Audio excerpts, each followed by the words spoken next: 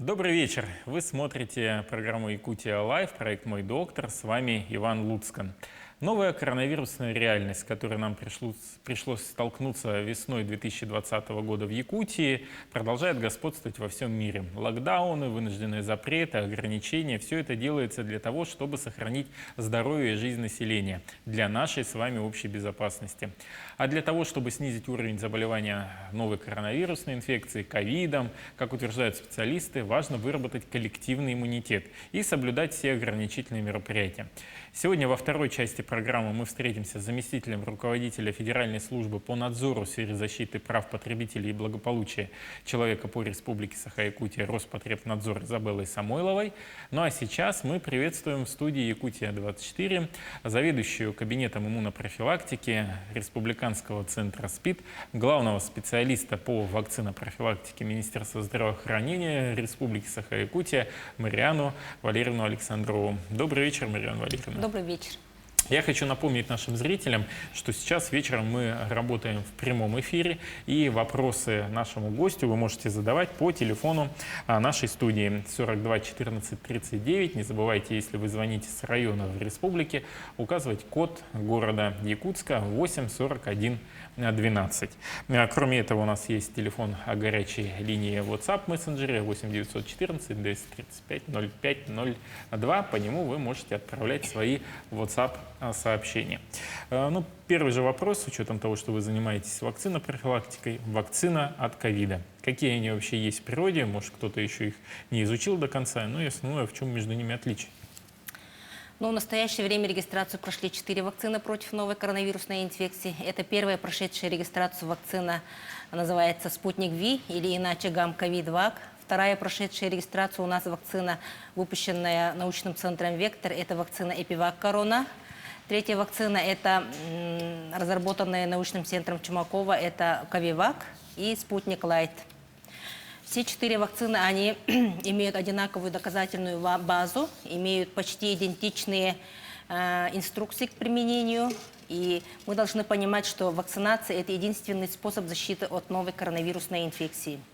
В настоящее время у нас в Республике Саха-Якутия в достаточном количестве в наличии вакцина, прошедшая первую регистрацию, это «Гам-ковид-вак» или «Спутник Ви» и «Спутник Лайт». В некоторых районах есть вакцина «Эпивак-Корона», и в городе Якутске тоже медицинская организация вчера вот поступила, «Эпивак-Корона» тоже есть в наличии. Вот порой в голове у людей происходит полная каша. «Спутник Ви», «Гам-ковид-вак», «Спутник Лайт». Какие ставить-то на самом деле? Вот вы бы что порекомендовали? Ну, «Гам-ковид-вак», она двухкомпонентная, она ставится двукратно с интервалом 21 день. «Эпивак-Корона» и «Ковивак» тоже ставятся двукратно, но они не двухкомпонентные. Они одинаково, но двукратно ставятся с интервалом 14 и 21 день. «Ковивак» пока не разрешена людям в возрасте старше 60 лет.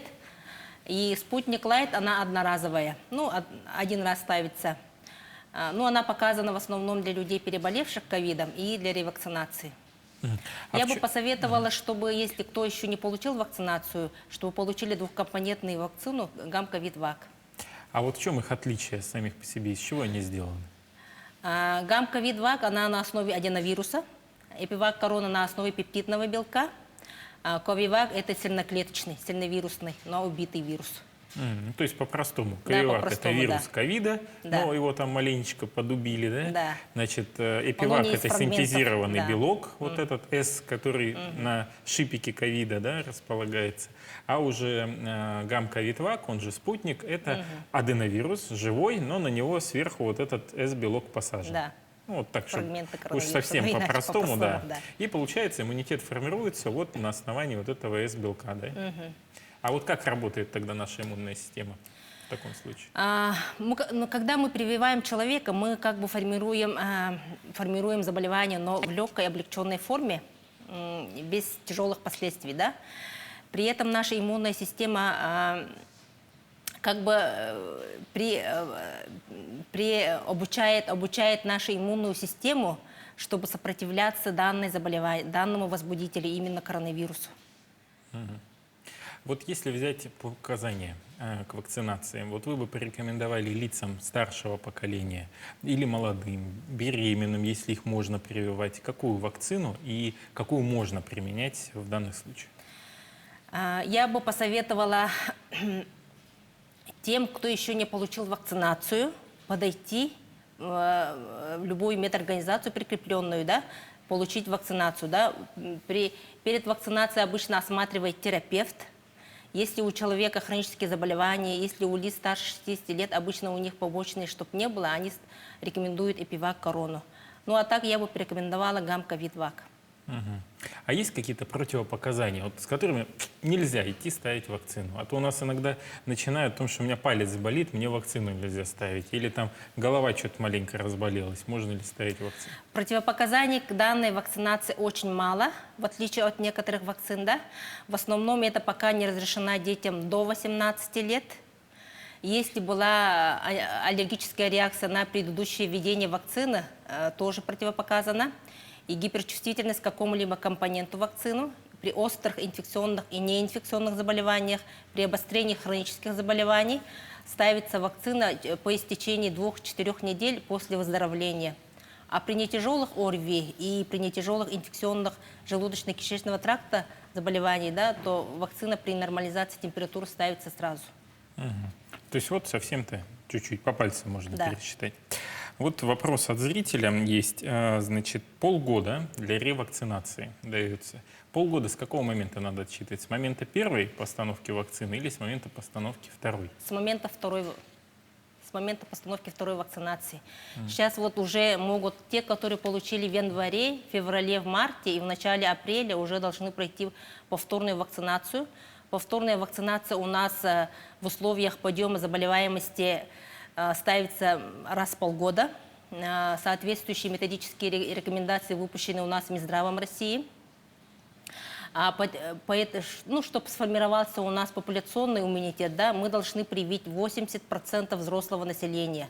А у нас на сегодняшний день по Республике Саха-Якутия привито 49,5% взрослого населения. У нас пока еще не сформировался популяционный иммунитет, поэтому мы должны привиться.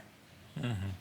А вот нужно ли сдавать вот тест на антитела? Тоже коронный вопрос. Обычно его часто мусолят. Ой, у меня там высокий уровень антител, не пойду ставить вакцину. Зачем? Ну да, перед проведением вакцинации или повторной вакцинации, ревакцинации, да, проведение лабораторного исследования на наличие антител не требуется. Но за день до вакцинации необходимо отказаться от спиртных напитков. В день вакцинации необходимо ограничить физические нагрузки, переутомление. Необходимо там ограничить посещение бань, саун, бассейнов. Ну и, конечно же, тоже ношение масок тоже обязательно. Ограничить переутомление, ну, чтобы переутомления не было. И контакта с заболевшими людьми. Мгм. У нас есть вопрос от телезрителя. Добрый вечер, мы вас слушаем. Алло, мы вас слушаем. Алло, алло. Я дать вопрос. Да, слушаем вас, задавайте вопрос.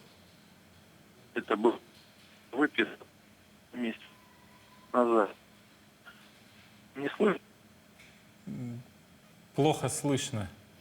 Иван? Да-да-да, вот сейчас слышу, да. Ага. Слышь,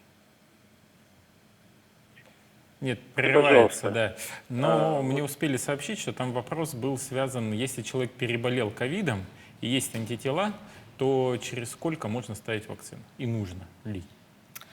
Переболевшие новой коронавирусной инфекцией должны получить вакцинацию по истечении 6 месяцев с начала заболевания, так как у антитела, которые вырабатываются после болезни, они, ну, у них не очень такой эффективную защиту могут. Поэтому обязательно должны получить вакцинацию по истечении 6 месяцев.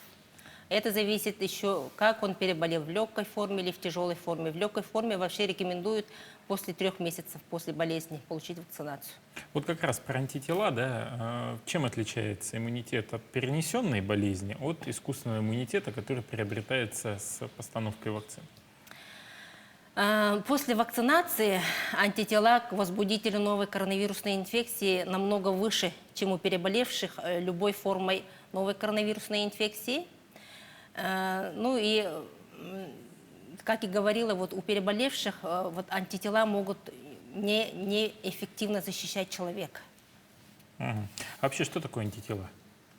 Для обывателя тоже. Ну да, антитела, они вырабатываются после вакцинации, после болезни.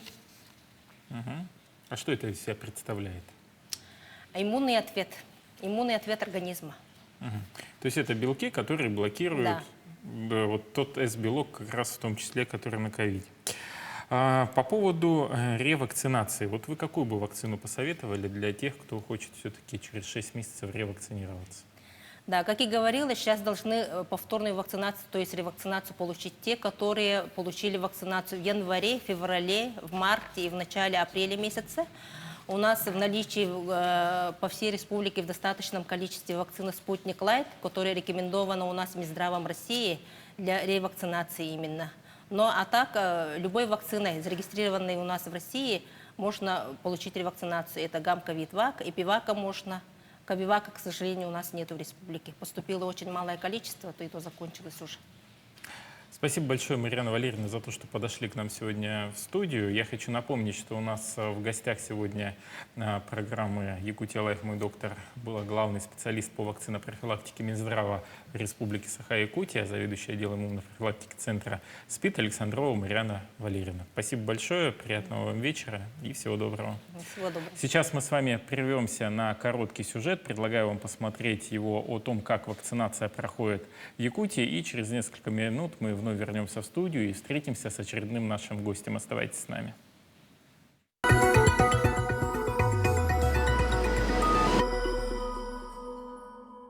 С организацией дополнительных пунктов вакцинации желающих сделать прививку среди горожан оказалось немало. Уже в первые часы работы пункта в ДК имени Пушкина собрались много людей. В течение дня здесь прививку получают до 200 человек. Второй пункт вакцинации развернут в СОК «Шахтер». Он работает во вторую смену с 14 до 18 часов. За день здесь проходят процедуру около 40 человек. Здесь рядышком, кто живет, вакцинируйтесь. Очереди никакой нет. Удобно, очень хорошо, быстро, безболезненно, главное то, что. Вот. Мне надо ехать в отпуск, вот, потому я, чтобы обезопасить малышей, привилась. По мере поступления вакцины количество таких доступных точек будет увеличиваться.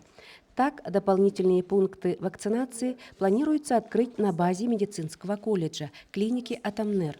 Также рассматривается возможность открытия пунктов в популярных общественных местах и торговых центрах. На сегодняшний день 7659 доз спутника уже проставлено и 1255 доз эпивак короны тоже проставлено. В остатках у нас 969 доз спутника и 130 доз эпивак короны имеется. И мы ожидаем новое поступление на этой неделе новой партии вакцин. Напомним, что сделать прививку можно бесплатно, без предварительной записи по живой очереди, при наличии паспорта, полиса ОМС и СНИЛС. Обязательной вакцинации подлежат люди старше 60 лет, лица с хроническими заболеваниями, медработники, сотрудники социальной сферы, работники, занятые в промышленности, энергетике, строительстве и ЖКХ, сотрудники правоохранительных органов. Мы выдаем памятки, там все расписано, написано, как нужно себя вести после получения прививки. То есть не мочить, не тереть. Если есть небольшая температура, можно выпить жаропонижающее. Желательно не употреблять несколько дней алкоголь, так как это снижение иммунитета. Ну и общие такие укрепляющие мероприятия. То есть активно не нужно физической нагрузкой заниматься, немножко снизить свою нагрузку, если она даже есть в повседневной жизни, ну и немного последить за собой.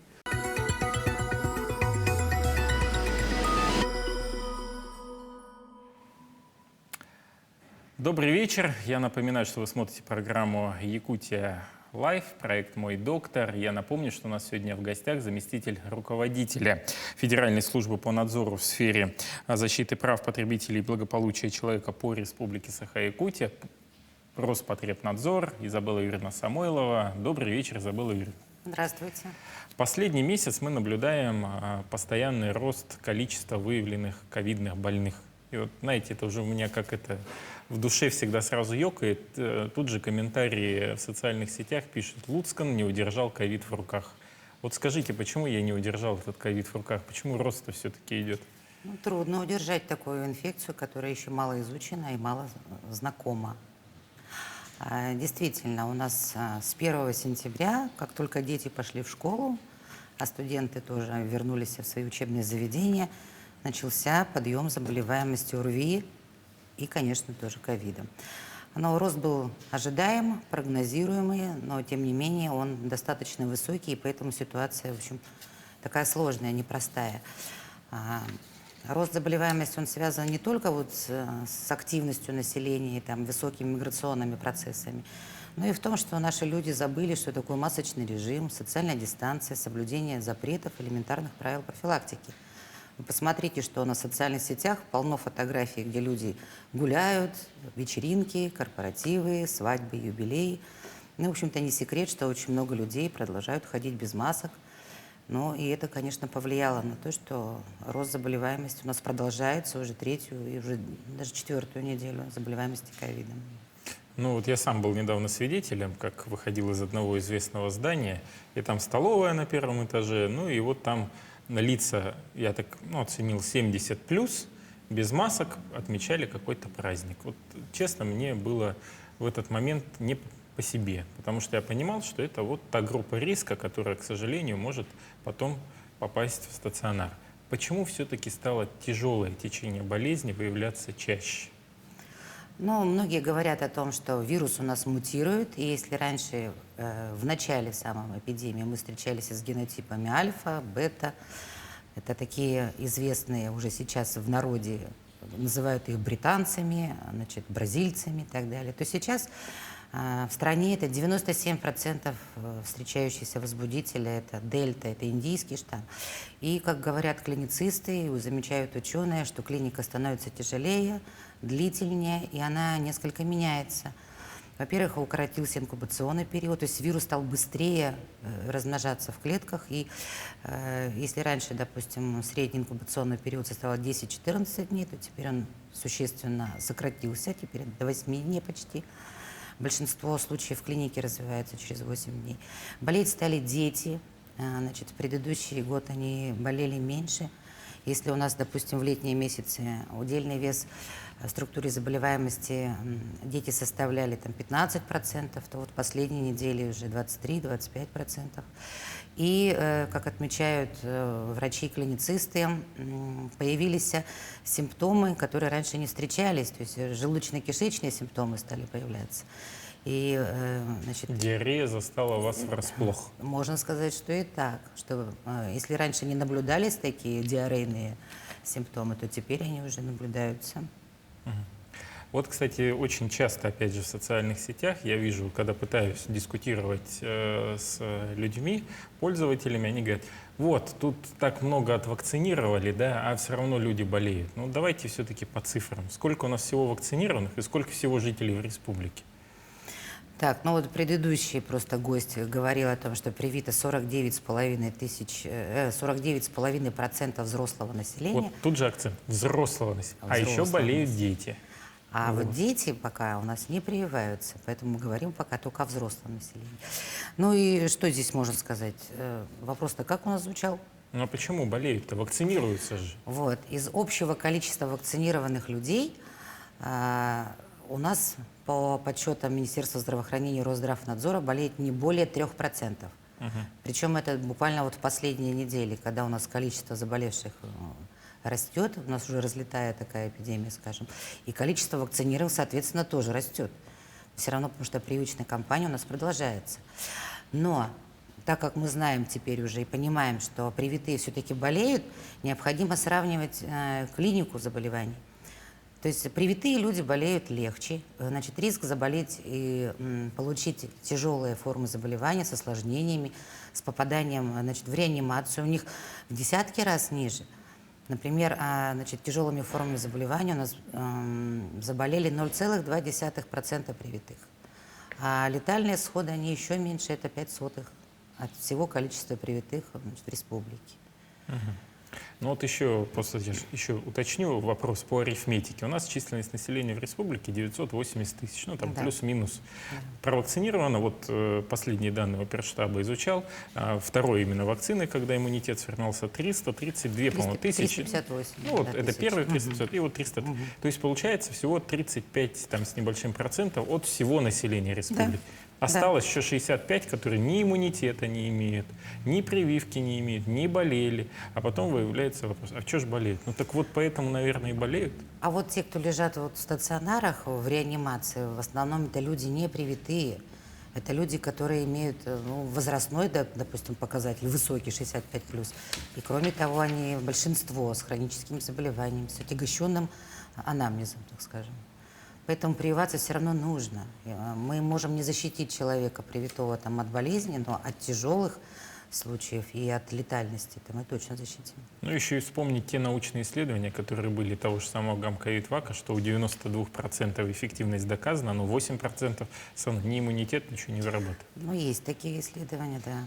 Но у человека, кроме вот того, что у него гуморальный иммунитет, то есть это антитела, появляется еще и клеточный иммунитет. У человека появляется память иммунологической, и при встрече с возбудителем, настоящим возбудителем, то организм вспомнит о том, что он встречался, и выработка антител начнется еще быстрее. Вот я бы хотела еще раз повторить, я всегда об этом говорю, что вирус, он пришел навсегда и насовсем. Нам придется жить с этой новой ковидной реальностью. И поэтому нужно быть готовым к встрече с этим вирусом, то есть привиться. Рано или поздно с ним встретятся все. Любой человек с ним встретится. Прячется он, не прячется, он решил переждать или там уехать в другую страну. Пандемия охватила весь мир, и никуда этот вирус не уйдет. Поэтому привиться нужно, по крайней мере, риски заболеть и умереть у вас снизятся многократно. Может, только отшельница Агафья, которая живет в Красноярске, может, она только не встретит. Нет, И то не факт. И то не факт, да. Вот теперь по ограничениям. Очень много ругают службу Роспотребнадзора. Вот, вы всегда за то, чтобы где-то все ограничить, прекратить и так далее.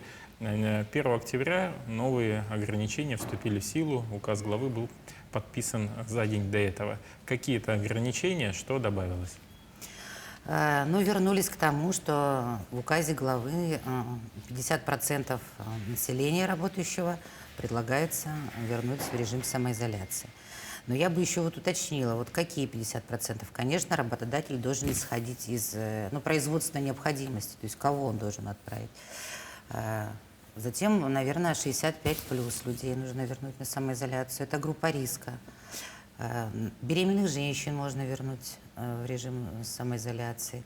Ну и, наверное, те, кто не имеет прививок от ковида, то есть не привитых. Ну, я бы предложила работодателю такой вариант, наверное. Кроме того, в указе написано, что сохраняются ограничения, которые были прописаны еще раньше.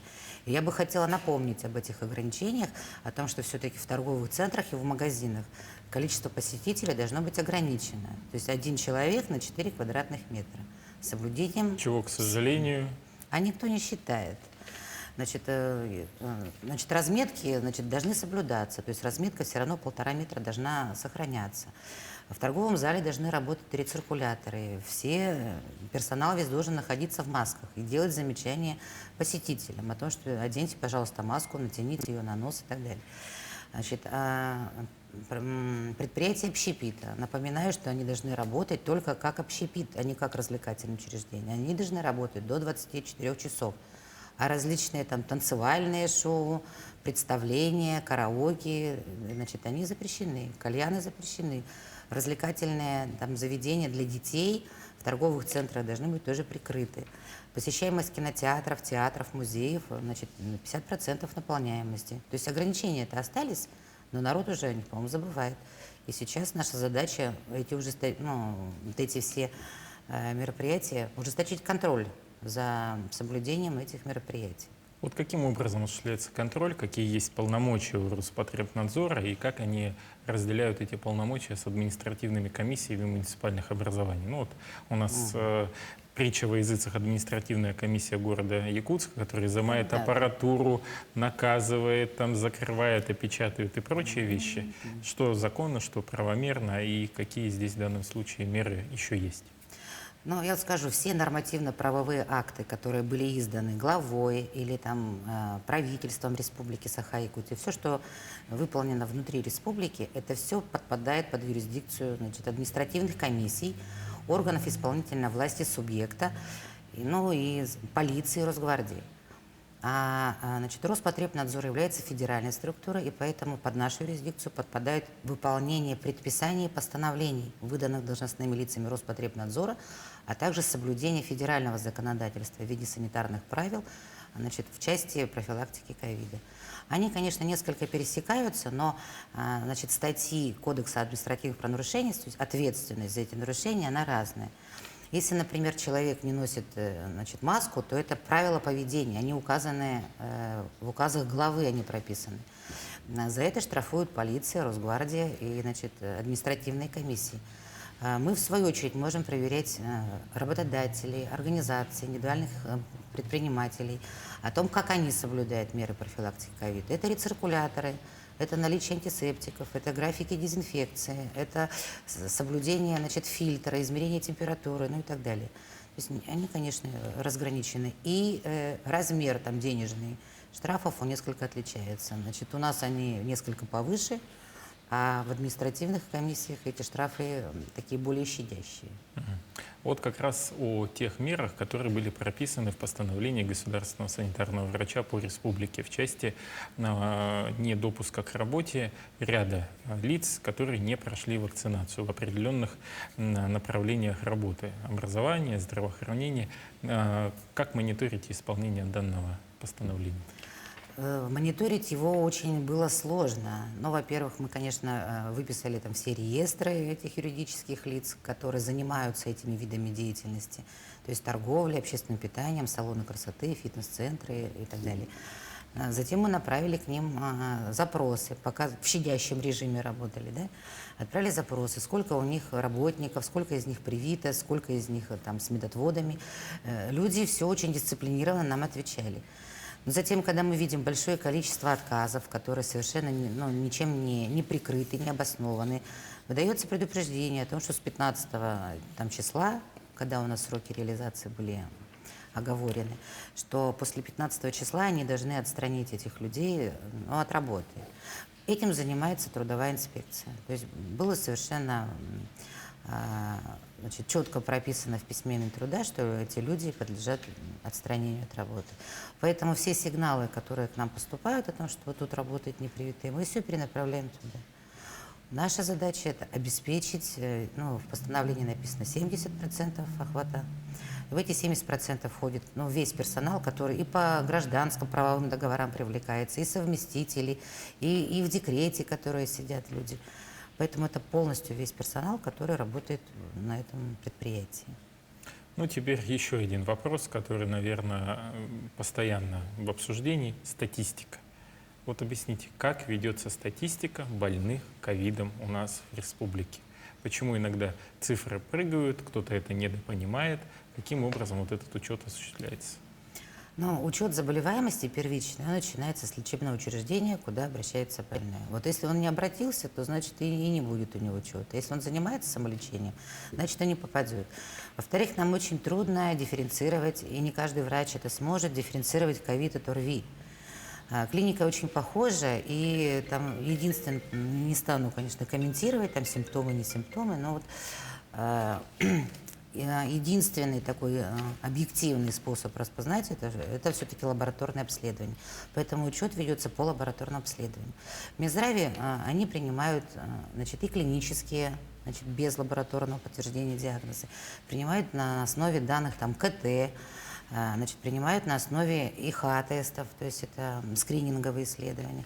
У нас строго статистика идет по ПЦР-исследованиям. То есть сколько ПЦРов положительных Сколько выявлено? ПЦР выявлено, столько расследовано, столько и берем. Ну и плюс к этому, если человек, допустим, сдает дважды ПЦР, у него положительный, это да, тоже... Да, и вот еще есть, значит, районы, где нет своих лабораторий, или присылают, извините, пожалуйста, что-то я вот забыла отключить, то тогда в этом случае проводится ретестирование в лабораториях Роспотребнадзора и повторные исследования тоже могут. Теперь вот по вакцинации, да, еще раз вернуться к этой теме. Какие вакцины на данный момент предлагаются, какие есть сейчас в наличии, вот чтобы еще раз, как напоминание это звучало, чтобы у человека было право выбора? Ну вот самая распространенная в большом количестве, которая к нам поступает, вакцина испытанная, это вот вакцина «Спутник Ви». Она действительно самая первая прошла у нас регистрацию. И не то, что в нашей стране, но во всем мире она прошла первую регистрацию. Значит, вторая вакцина – это производство «Вектора» Эпивак Корона. Третья – это «Ковивак». Она совсем не в значительном количестве, поступала к нам совсем немного. И вот третья – это вот, «Спутник Лайт». Но, как говорят наши ученые, клиницисты, и предлагают все-таки, значит, для ревакцинации можно использовать любые из этих вакцин, но в случае, если у вас было какие-то неприятные ощущения после, значит, первого введения, то вакцину можно сменить на другую. Пожилым лицам все-таки рекомендуется вакцинацию проводить спутником ВИ двукратно, можно потом ревакцинацию провести спутником Лайт. Но хочу, пользуясь моментом, напомнить, что у нас идет и прививочная кампания против гриппа. Так раз, да, хотел про это тоже обсудить. Можно ли их совмещать? Совмещать их нельзя, нужно сделать интервал в месяц. И поэтому здесь вот тактику нужно придерживаться следующую.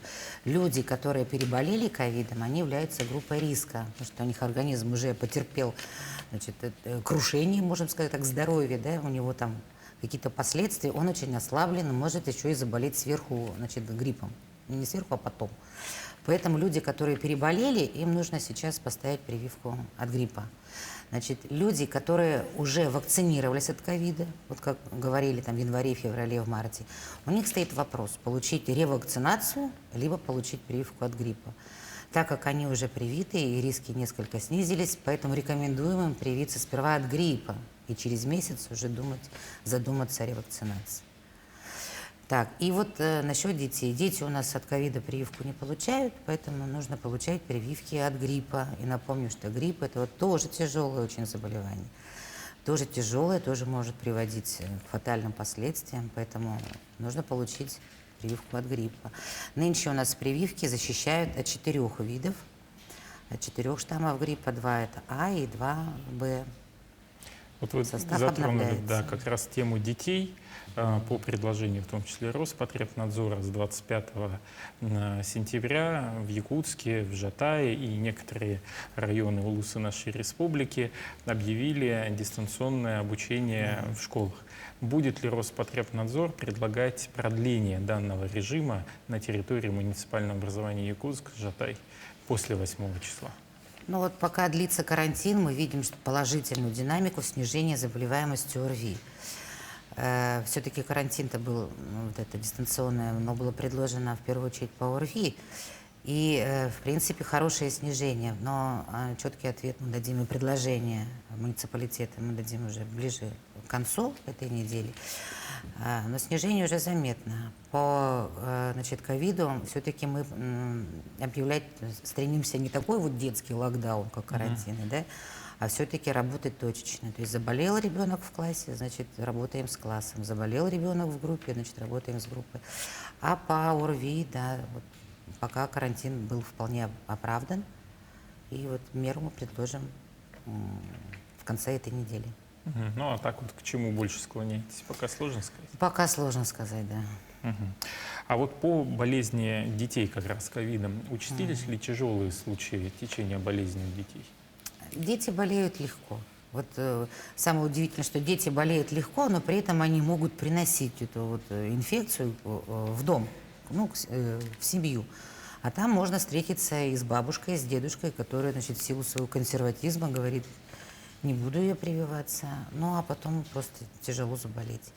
Поэтому для того, чтобы обезопасить вот стариков, обезопасить этих детей, которые не имеют прививок, нужно привить всех вокруг них. То есть создать вот такой купол безопасности, я о нем говорю. То есть вокруг этих людей должны быть все привиты. И тогда риски заболевания снизятся как для самих привитых, так и для их близких, которые не имеют прививок. То же самое относится вот к беременным женщинам. Вот я про них, да, как раз хотел сказать, Да потому что у нас были недавнего времени. случаи смерти беременных, к сожалению, да. Но о них тоже должны были позаботиться их близкие. То есть их муж, их мамушка, дядюшка и так далее. Все, кто вокруг них, они должны были быть привиты. Ну и, конечно, нужно было ограничить вот, общение, как можно вот, меньше посещать различных общественных мест, заведений, все равно носить маску, как бы тяжело это ни было. Ну вот, ну хочу сказать, что, конечно, самая эффективная мера профилактики, мы сейчас говорим о вакцинации, но она ведь появилась у нас только в этом году, а в прошлом году мы обходились без вакцин. И хорошо зарекомендовали себя вот маски. Все-таки масочный режим самый дешевый, самый простой, самый доступный и такой, наверное, самый непопулярный среди людей. Но эффективность масок-то, она уже давно доказана на самом деле. И хотя вот сейчас у нас такие запросы, но есть такие товарищи, которые пишут, по какому ГОСТу они сделаны, с какой там фильтрацией она там, ну, это идет скорость фильтрации, там размеры поры и так далее. Но я вот очень по-простому скажу, что если встречаются два человека, один больной, а один здоровый, и оба они без масок, то вероятность заболеть, ну, 100% будет. То есть это самый максимальный риск. Если, значит, человек, который здоров, одевает на себя маску, а тот, который продолжает кашлять и чихать, он продолжает на него кашлять и чихать, то риск все равно велик, он все равно значимый. Если меняются местами, и тот, который заболел, одевает маску, а тот, который здоров, он, значит, чувствует себя хорошо, риск, конечно, становится меньше, но он все равно существует. А вот когда маску оденут оба, и здоровый, и больной, то тогда риск будет совершенно незначительный. Вот еще, кстати, по ограничениям, наверное, один из завершающих вопросов. Вот говорят, вот общепит разрешили работать до 12 ночи. А что после 12 ночи ковид засыпает и не это? Вот объясните вот это. Но Почему такое решение? если вот говорить с точки зрения обывателя и простого человека, вот скажу, что значит, до 12 значит, часов человек, который употребляет алкоголь, допустим, себя может контролировать, а после 12 не контролирует. По-простому, если говорить. И начинается там прямо разгул и веселье, Ну, цыганские в клубах мы танцы. прекрасно видели. Там толпы, никто маски не носит, там обнимашки, поцелуи и все в таком. Да, и просто Ну, а контроль общепит теряется. это чаще всего, чтобы человек просто принял пищу, которую кто-то дома не успел приготовить, еще что-то. То есть, да, ты поужинал, поел, взял своим родным и близким там порцию и унес домой кушать. Но это до 12 часов можно. Я бы еще больше сократил. Я бы до 22, например, предложил. Предлагайте. Предложу.